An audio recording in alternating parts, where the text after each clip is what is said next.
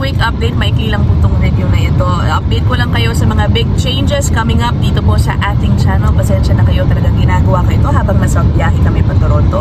Anyway, 2 big changes coming up. First one, magkakaroon na po tayo ng membership feature sa ating channel. So if you go to the main page, sa tabi po ng subscribe button, meron na po diyang join button. Okay, you click on that if you wanna become a member. For a small fee, yung mga magiging member po natin will have exclusive access to videos na kung tawagin natin yung mga day in the life videos. Yung mga dati ko pong videos, guys, sa bahay namin, kung ano pa yung mga earlier videos ko, lalo na ililipat ko na po doon. And I will be again, doing some videos about our life here in Canada on a more regular basis. Doon po for members only. Also, if you become a member, I will also have exclusive live streams for members. Okay, pero yung mga live stream na po yan, mga kamustahan lang po yan.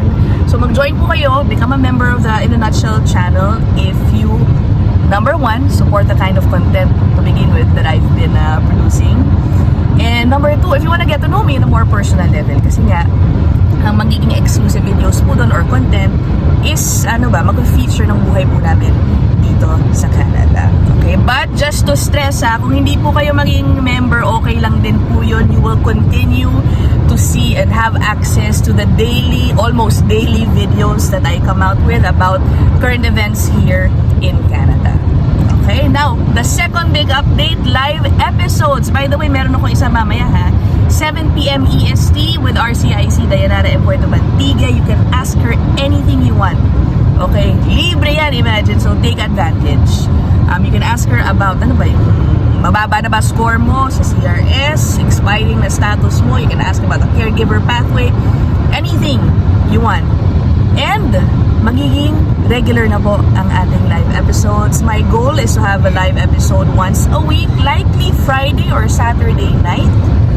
So, tell your friends dahil sayang yung opportunity. Makakatanong kayo for free, lalo na kung mabibilis lang yung mga tanong ninyo sa mga immigration-related concerns.